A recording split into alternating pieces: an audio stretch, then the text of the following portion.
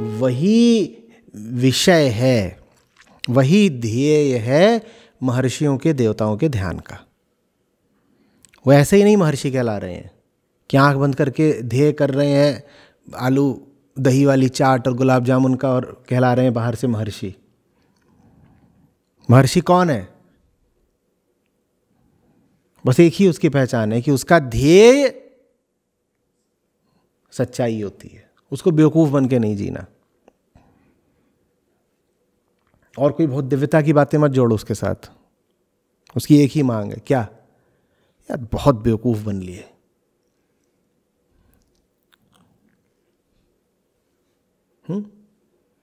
आगे बढ़ते हैं, लगता है जमीन है वो पानी भरा हुआ है। दुर्योधन के साथ नहीं हुआ था, याद है? उसको क्या लग रहा कि ये तो समतल जमीन है, वो पानी है, गिरा भम।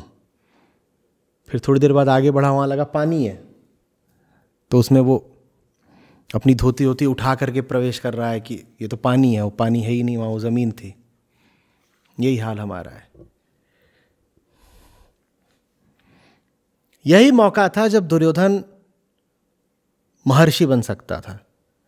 यही मौका था जब उसे दिखाई देता कि कैसे शरीर, इंद्रियां, मन सब मिल करके धोखा देते हैं। अगर यहां धोखा हो रहा है तो क्या भरोसा है कि पूरी जिंदगी धोखा नहीं खाया और आगे भी नहीं खाता रहूंगा। इतना सा एक अवसर किसी सुयोग्य प्रार्थी के लिए काफी होता है।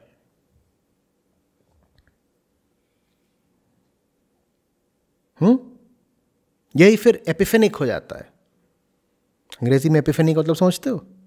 सडन रियलाइजेशन, खट, आंख खुल गई, जैसे ज़ेन कहानियों में होता है कि भिक्षु जा रहा था, तभी उसने क्या देखा सामने? उसने देखा एक गधा और घोड़ा साथ साथ चले जा रहे हैं। एंड एट दैट मोमेंट बाव वॉज एनलाइटेंड। अब लोग अपना सर खुजाते हैं, सर फोड़ लेते हैं, कहते हैं इसमें ऐसा उसने क्या देखा कि तत्काल उसको बोध हो गया। ऐसा क्या था कि गधा और घोड़ा साथ जा रहे थे और ये देखा उसने, और बिल्कुल हम तो रोज गधा और घोड़ा भी साथ देखते हैं, गधा और गधा भी साथ देखते हैं, घोड़ा और घोड़ा भी साथ देखते हैं, हमें तो कभी कुछ समझ ना आया। वो तब होता है जब तुम्हारी नीयत हो जग जाने की। फिर एक छोटा सा झटका भी काफी होता है। जैसे कोई इरादा करके सोया हो कि सुबह 5 बजे उठ ही जाना है, फिर एक हल्की सी आवाज भी काफी होती है। फिर अलार्म कितनी देर तक बजता है? अगर इरादा पक्का था, ईमानदारी का था कि उठना ही उठना है, तो अलार्म को कितनी देर तक बजना होता है? वो बजा नहीं कि तुम उठ बैठे और मैं अपनी बताता हूं। बहुत बार मेरे साथ हुआ है कि मैं अलार्म बजने से ठीक 2 मिनट पहले उठ जाता था। अलार्म को बजने का भी मौका नहीं, जब चाहा उठना, जब पता था कि उठना आवश्यक है। हमेशा नहीं। कोई मैं दिव्य कथा नहीं सुना रहा हूं कि हाँ ये मिल गई, छुपा रहे थे निकल आई। ऐसा ही एक साधारण अनुभव।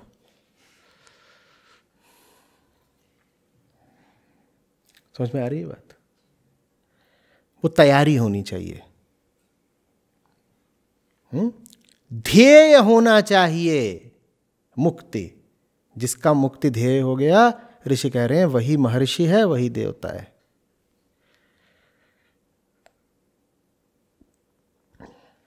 तो देवता तुम ऐसे नहीं बन जाओगे कि देवताओं जैसे कपड़े धारण कर लिए और मुकुट वगैरह लगा के घूमने लग गए बाहर सड़क पे, हम देवता हैं। माथे पे मुकुट है, कंधे पे गदा है, दूसरे कंधे पे धनुष है, पीछे तरकस है, तीर वगैरह निकाल के इधर उधर मार रहे हैं। म्यूजियम में रख दिए जाओगे, जेल में भी नहीं।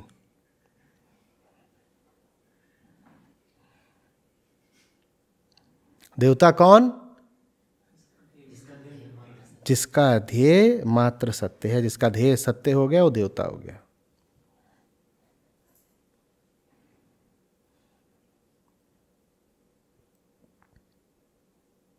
समझ में आ रही है बात? और इसका उल्टा भी समझ लो, जिसने नियति बना रखी है झूठ के कीचड़ में बिलबिलाते रहने की, वही फिर राक्षस, वही असुर है।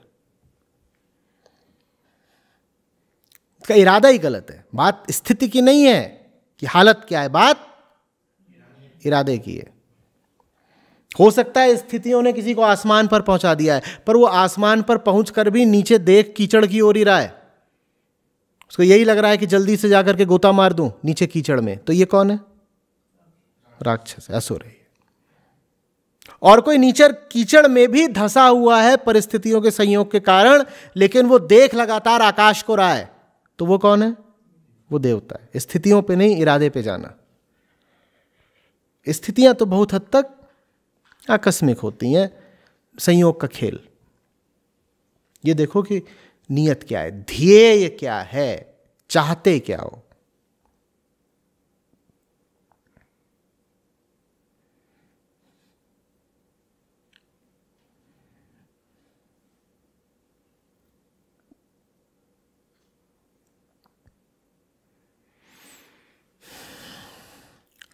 उस परमदेव परमेश्वर को जान करके, ज्ञात्वा, मान के नहीं, जान के, जानने के बाद मनुष्य मृत्यु के पाश को, बंधनों को काट डालता है।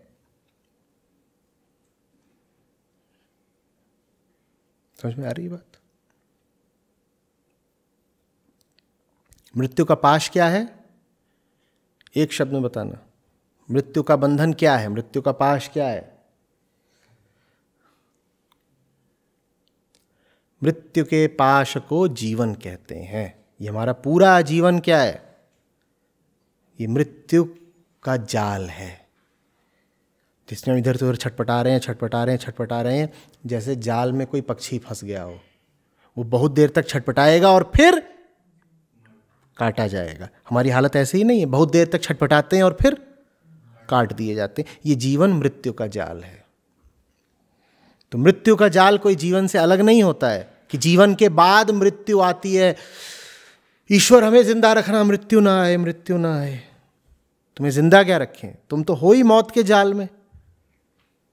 अभी छटपटाओगे, फिर काट दिए जाओगे। समझ में आ रही बात? तो जिसे मृत्यु से बचना है, उसे किस जाल को काटना है? जीवन जाल को काटना है। ये जीवन जंजाल ही काटना है अगर मृत्यु से बचना है। समझ में आ रही बात? तो इसीलिए मृत्यु को हराने को नाम दिया गया। ये नहीं कि मृत्यु मुक्त, जीवन मुक्त है। जिन्हें मृत्यु से बचना था वो जीवन मुक्त हो गए। उन्होंने कहा ये जीवन है ही नहीं है, तो मौत है, इसी से तो बचना है।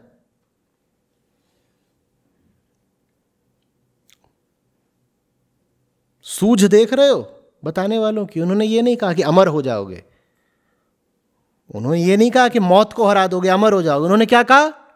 जीवन मुक्त हो जाओ। जीवन से मुक्त हो गए, मरोगे ही नहीं। फिर तो जीवन के जाल में फंसा हो तो मर ही सा है।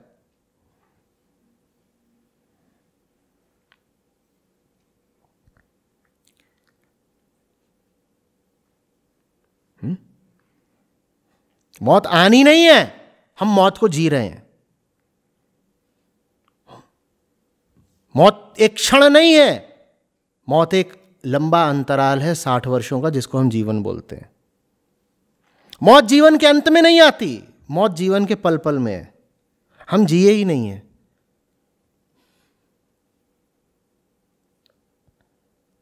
और ये बड़ी अजीब बात है कि जो पल पल मर रहा है तिल तिल करके, वो डर रहा है किसी आखिरी अंतिम भविष्य की मृत्यु से। मर वो कब रहा है? अभी, और अगले पल, और उससे पिछले पल। और उसे खौफ किसका है? 40 साल बाद कहीं मौत ना आ जाए। 40 साल बाद मौत ना आ जाए।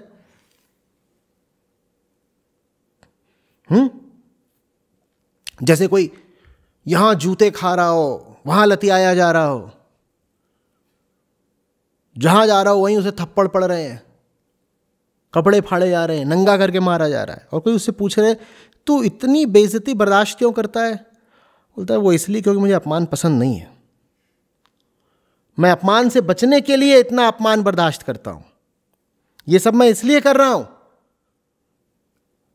ताकि मेरा अपमान ना हो। ठीक वैसे ही हम मौत इसलिए जी रहे हैं ताकि एक दिन मौत ना हो।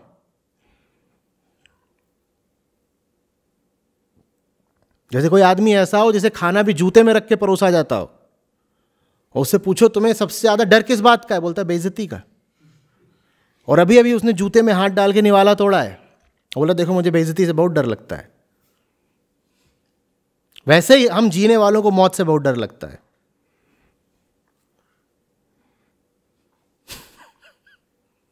मौत ही जी रहे हो, तुम्हें डर क्या लगता है मौत से? रोज बेइज्जती करा रहे हो, तुम्हें डर क्या लगता है बेइज्जती से?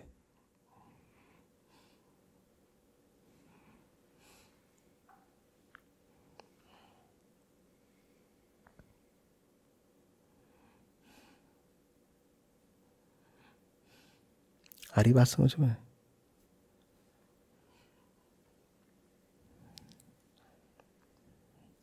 और इतना ही नहीं है कि अभी आने वाले समय में किसी तरीके से मौत से बचना है या आने वाले समय में बेइज्जती नहीं करानी। धुरंधर ऐसे हैं वो अगले जन्म की बात कर रहे हैं। देखो इस जन्म में तो ये देसी जूते में भर के खाना मिला है, तैयारी हम पूरी कर रहे हैं कि अगले जन्म में विदेशी ब्रांड में भर के खाएंगे जूते में। देखो जूता है देसी, छेद है इसमें, सारा सांभर चू गया।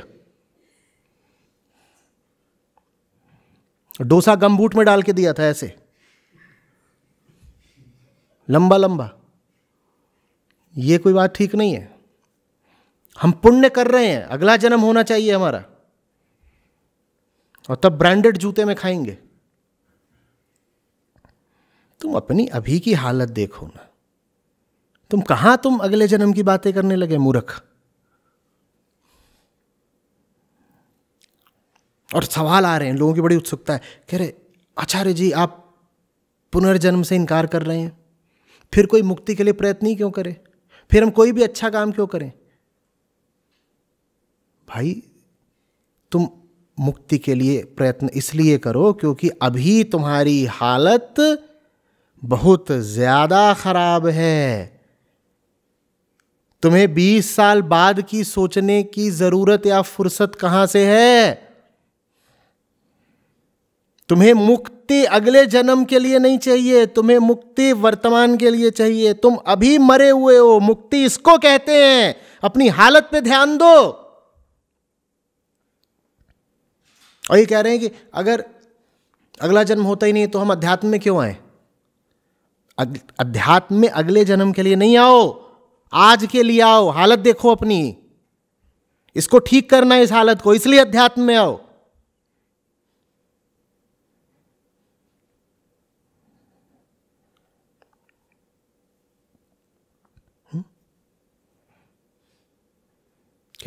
नारियल की चटनी और लाना, तो बच्चे के जूते में लेके आया, छोटी थोड़ी दी जाती है ना।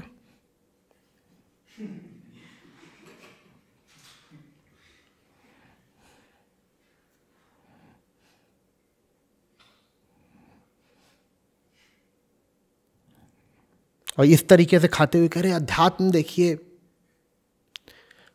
अगले जन्म को बेहतर बनाने के लिए होता है। अध्यात्म अगले जन्म को बेहतर बनाने के लिए नहीं होता। हम दुर्गति में कब हैं? अभी। अध्यात्म अभी की हालत को ठीक करने के लिए होता। अध्यात्म इसलिए नहीं होता कि जल्दी से कुछ ठीक ठाक काम कर लो ताकि मरने के बाद जहां जाना है वहां के बढ़िया कमरे का आरक्षण हो जाए। कहीं क्या कर रहे हैं? कह रहे वो परलोक में है एक बढ़िया वाला रिजॉर्ट, उसमें जो लग्जरी स्वीट है उसकी बुकिंग कर रहे हैं। पुण्य इसीलिए तो किए जाते हैं कि परलोक वाले लग्जरी रिसोर्ट में जो सबसे हाई एंड रूम होगा वो हमारे लिए रिजर्व्ड रहे। गजब हो गया। और वहां क्या होता है? वो स्पा है, उर्वशी मसाज करती है, और क्या है? रंभा रूम सर्विस में लगी हुई है।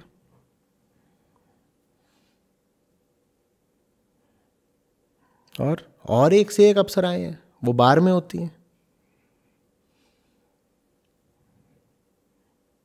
ये पुण्य इसलिए किए जा रहे हैं सारे। और ये सारी बातें करते वक्त क्या हो रहा है? जूते में छेद था, सांभर ससुरा बह गया।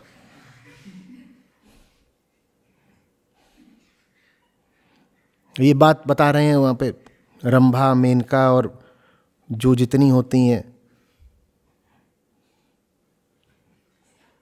अभी अपने आचार्य जी आखिरी में नियत की बात की थी, तो आपने कहा कि जो जिसकी नियत होगी वो अपने आप रास्ते ढूंढेगा, और जिसकी नियत ही नहीं है तो वो कुछ होगा नहीं। तो फिर जो हम जैसे हम शास्त्रों का अध्ययन करते हैं, हम सुनते हैं, हम भजन वगैरह करते हैं, क्या इसी चीज़ के लिए कि हमारी नियत बदल जाए? इसमें दोनों बातें हैं। ये नियत को बदलते भी हैं और इन तक तुम आओगे नहीं अगर नियत साफ नहीं है। तो मुर्गी पहले आई अंडा, इसमें मत फंसो। बस ये समझ लो कि तुम भूल भुलैया में हो और वहाँ चंद जो सही दरवाजे हैं उनमें से कुछ का नाम है उपनिषद। नियत तो कर्म से ही झलकती है। आपका एक वीडियो भी अंग्रेजी में, to know your intentions watch your actions. तो और यदि कर्म से झलकती है तो फिर नियत तो ऊपर नीचे हो सकती है। तो हम ये कैसे फिर किसी और को देख के या स्वयं को भी देख के कह सकते हैं कि नियत अब सही है? जैसे अब मैंने आलस किया तो फिर मेरी नियत खराब हो गई, फिर मैं आलस से उठ गया तो फिर नियत। तो फिर ऐसे में तो जो चीज़ व्यवहारिक है वो बहुत ज़्यादा सांख्यिक होगी। तुम यही देखना ही चाहते हो कि मेरा दिन कैसा है, तो फिर तुम्हें ये गणना करनी पड़ेगी कि पूरे दिन में कितनी बार या कितनी देर तक मेरी नीयत कैसी थी। और कोई तरीका नहीं है, हिसाबी किताबी होना पड़ेगा। ऐसे कर लिया करो, सुबह उठो, लिख लो कि अगर नीयत अच्छी है मेरी तो आज दिन में मुझे ये 6 काम कर लेने चाहिए, और रोज़ रात तक देख लिया करो कितने करे, उससे नीयत का पता चल जाएगा। और सुबह कोई अति उत्साह में लिखने की ज़रूरत नहीं है। व्यवहारिक रूप से देख करके कि अगर मेरी नीयत साफ़ है, अगर बेईमानी नहीं कर रहा हूँ, तो आज ये 6 काम तो कर ही लेने चाहिए। रात तक देख लो कितने करें, उससे पता चल जाएगा कि दिन में नीयत कितनी साफ़ थी। ये मिल गया तुमको ईमानोमीटर। इस पर अगर 60% भी ले आए तो आदमी अच्छे हो।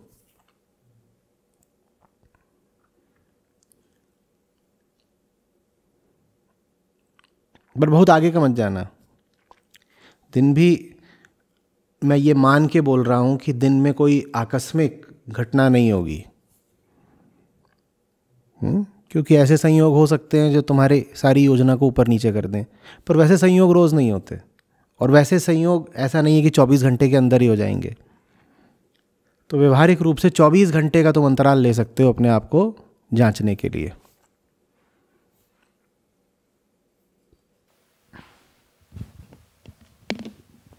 किसी की संगत पर भी आपने ये बात कही कि तुम्हारा अहंकार यदि ऊर्ध्वगामी होगा तो संगत करूंगा और नहीं होगा तो उसमें भी फिर ये एक तरह से हाँ, वह गणना ही करनी पड़ेगी और कोई तरीका नहीं। देखो यहाँ तो जो कुछ है वो सब अपूर्ण ही है।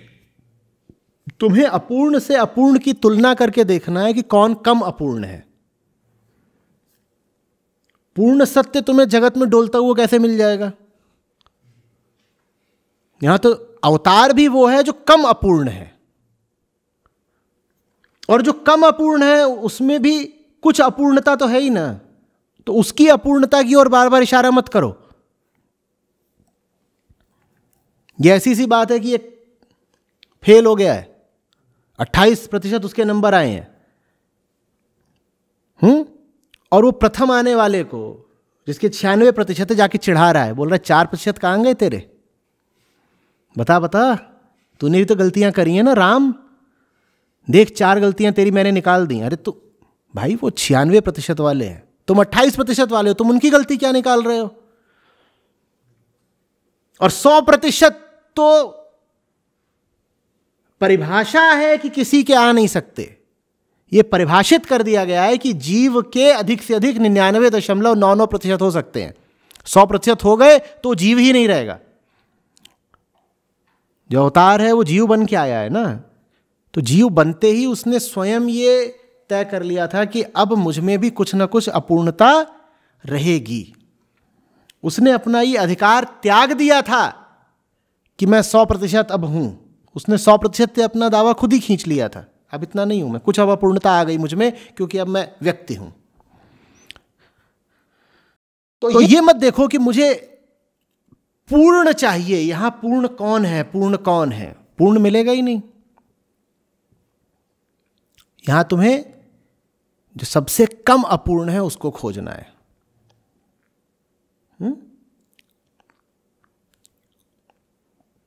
उसकी संगत करनी है। यही तरीका है। 40% और 60% वाले हो तो तुम ये थोड़ी कह सकते हो कि ये तो दोनों ही अपूर्ण है, दोनों ही एक जैसे हैं। नहीं, यहां पर भी विवेक लगाओ। यहां पर विवेक ही होगा कि 60 वाले के पास जाऊंगा। अगर विवेक की तुम्हारी परिभाषा यही है कि सत्य और असत्य में भेद करने को विवेक कहते हैं, तो तुम्हारी ये परिभाषा जगत में अनुपयोगी रहेगी, क्योंकि जगत में सत्य और असत्य का भेद तुम कर ही नहीं सकते। बताओ क्यों? जगत में सत्य है ही नहीं, यहां तो सब कुछ असत्य है। तो जगत में विवेक की उपयोगी और व्यवहारिक परिभाषा क्या है?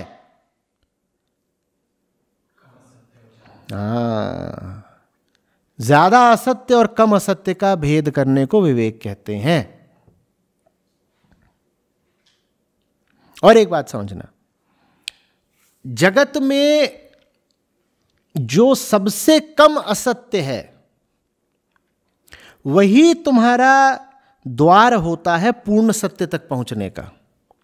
तो इसीलिए जगत में जो सबसे कम असत्य है उसे उतनी ही मान्यता, उतना ही सम्मान दो जितना सत्य को दिया जाता है। नहीं समझ में आ रही बात?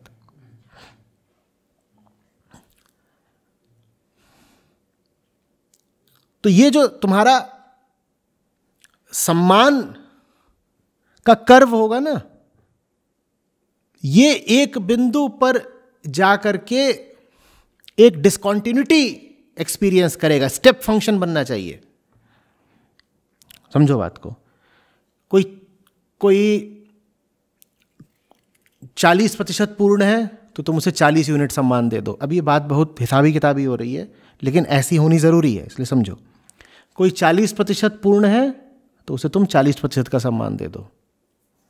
कोई 60% पूर्ण है तो उसे 60 का दे दो। लेकिन जब आगे जाने लगोगे ना, तो तुम ये नहीं कह सकते कोई 80% पूर्ण है तो मैं उसे 80 यूनिट का ही सम्मान दूंगा। अब 80 वाले को तुम्हें सम्मान देना चाहिए 500 यूनिट का। 90 वाले को तुम्हें सम्मान देना चाहिए 5000 यूनिट का। और जो 96% वाला है वहां पर तो कंप्लीट डिस्कंटिन्यूटी हो जाएगी। उस 96% वाले को तुम्हें सम्मान देना होगा अनंत। तुम ये नहीं कह सकते कि 40 वाले को 40 यूनिट दिया था तो 96 वाले को 96 यूनिट दूंगा। नहीं, ये नहीं कर सकते, क्योंकि जो 96% है वो सर्वाधिक है जो जगत में पाया जाता है। तो उसको तुमको पूर्ण जितना ही सम्मान या मूल्य देना पड़ेगा। यही वजह है कि परमात्मा को जितना पूजा गया उतना ही अवतारों को पूजा गया। जबकि अवतारों में तो तुम्हें तमाम तरीके के विकार और खोट भी दिखाई दे जाते हैं, दिखते हैं ना। फिर भी उनकी इतनी पूजा क्यों होती है? क्योंकि वो अंतिम है जो जगत में मिल सकता है, वही द्वार है। उनसे गुजर के तुम उस तक पहुंच जाओगे तो उनकी खोट नहीं देख सकते तुम। उनको ठीक उतना ही मूल्य दो जितना तुम मुक्ति को देते हो। समझ में आ रही बात?